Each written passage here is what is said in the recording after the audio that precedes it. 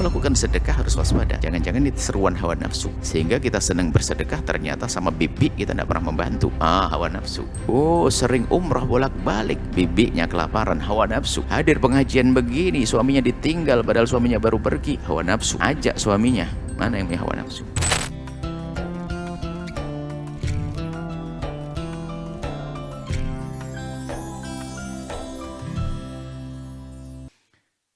Jinal jinnati wan nasi, dari jin dan manusia.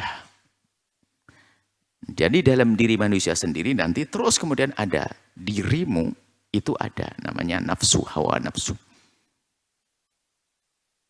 Dalam diri kita ada hawa nafsu. Yang kalau para ulama menyifatinya itu serem banget, akhbath min sab'ina syaitana.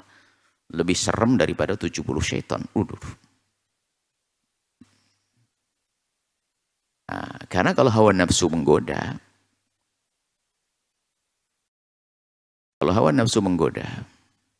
itu memang sesuai dengan keinginan kita.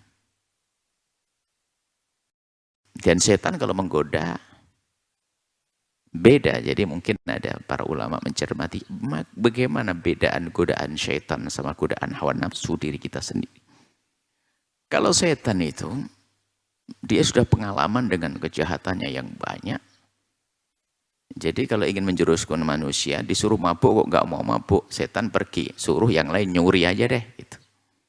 Berarti kalau dari keinginan membuat satu kejahatan kok mudah berhenti, tapi dipindah kepada kejahatan yang lain, itu godaan syaitan, bisikan setan. Tapi kalau namanya hawa nafsu, terus karena ada diri kita, ada kemauan, terus itu saja.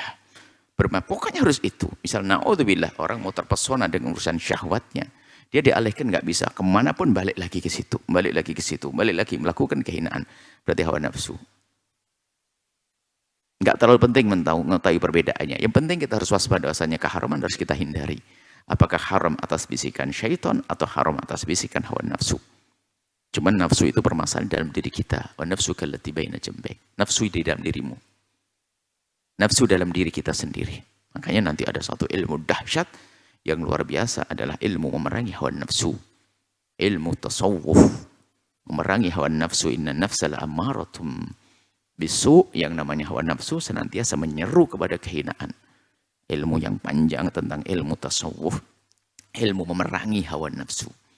Al-khair kullu khair fi mukhalafatil hawa. Bukankah kebaikan yang sangat baik adalah membiasakan diri untuk melawan hawa nafsu.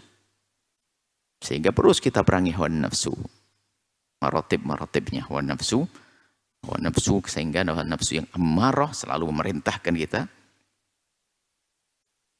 Kemudian akan berubah menjadi nafsu lawamah yang selalu kita tuduh. Wah, kita melakukan sholat sendiri, kita melakukan sedekah harus waspada.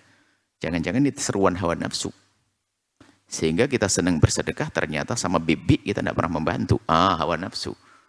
Oh, sering umrah bolak-balik, bibinya kelaparan, hawa nafsu. Hadir pengajian begini, suaminya ditinggal padahal suaminya baru pergi, hawa nafsu.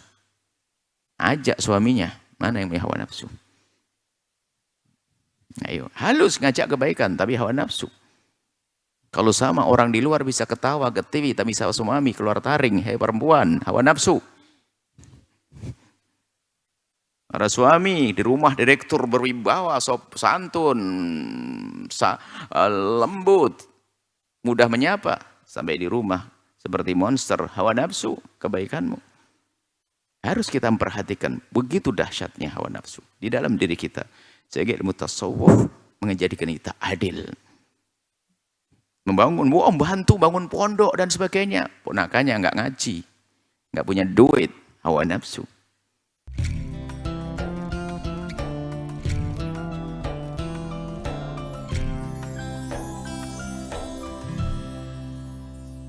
Sahabat Al-Bahjah TV, setelah menyaksikan video ini, jangan lupa bersolawat kepada baginda Nabi Muhammad. Shollu ala Nabi Muhammad. Allahumma sholli alaihi wa ala alihi wa sahbihi.